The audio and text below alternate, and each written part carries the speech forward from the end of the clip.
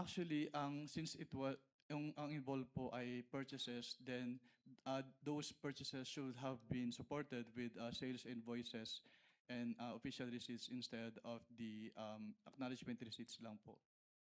In other words, Mr. Witness, itong acknowledgement receipt, walang kasamang mga resibo. Yes, ma'am. Wala po silang inattached na resibo. Hindi ba confidential yan kung saan drugstore ka bumili ng medicine? Um, hi- hindi na hindi naman po siguro confidential pag mga kung ang pagbibilhan mo ay mga drugstore. Kasi ang confidential po mismo ay yung paggagamitan, hindi yung pagbibilhan. Magkaibang bagay po kasi yun. Yung mga grocery na binilhan ng mga sari-saring groceries at supplies, hindi ba confidential dapat ang mga pangalan ng grocery na yan?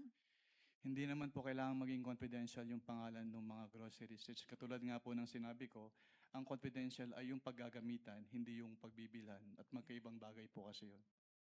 Yung hardware stores na pinagbilhan ng mga tables and chairs tsaka desktop, hindi ba confidential yung mga pangalan ng mga hardware stores na yan?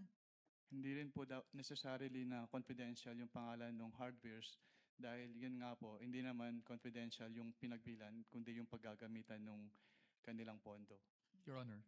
At this juncture, Your Honor, may we With the permission of manifest? counsel for the panel of prosecutors. Yes, what is the pleasure of Your the Honor, counsel may for we move to strike out the responses of the witness to those questions as he is not competent and qualified to answer, especially since he is not pointing to any provision of the JC as to his opinion on whether confidential o hindi ang mga pangalan ng mga drugstores, ang mga pangalan ng mga sari-sari stores, Your Honors. I think that is beyond his competence, Your Honor, as an auditor. If I may respond. Unless, Your Honor, he can point to a specific provision in the joint circular. Your Honor, Counsel please. for the panel for prosecutors, Attorney Gabunan may respond before the Your chair Honor, makes a ruling. please, Your Honor. First of all, they're asked and answered. Counsel should have timely objected when being asked. 3 times he was asked.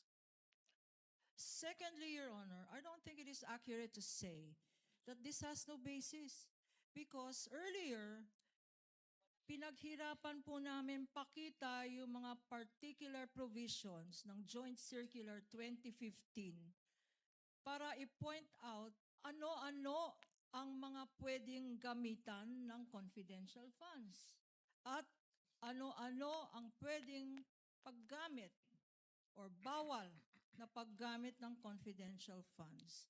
And this witness, Your Honor, based on the circular, did say that whatever activity that is must be related to the physical and financial plans submitted by the Office of the Vice President and or the DepEd. For instance, tables and chairs, what particular surveillance activity or operation or terrorist surveillance are tables and chairs and desktops and medicines and supplies related to?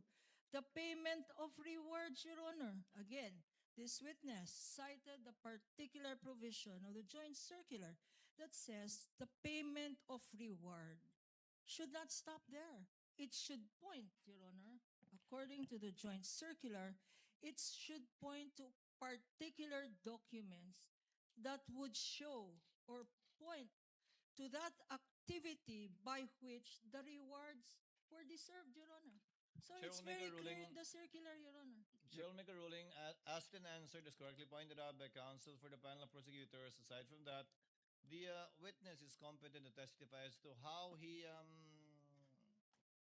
evaluated the submissions and the response letters given by the Office of the Vice President in relation to the AOMC issued that were all based on JMC number 15-01. Your Honor, yes, I will counsel not be asking for reconsideration and I will submit to the ruling of the court. I just want to make it of record that when we say asked and answered, Your Honors, I gave leeway to the opposing counsel to ask the question basically because I did not think the question was objectionable, but it is the answer that I'm asking to be stricken out based on the competence of the witness because there is no provision under the JC that says ano yung na yung sari-sari store ay hindi confidential. But again, Your Honor, I just wanted to put that on the record, but I will abide by the ruling of the Honorable Presiding Duly Officer, noted, Your Honor. counsel for the respondent, and you may note a continuing objection should the counsel for the panel of prosecutors continue with this Thank you, Your line of Honor. questioning.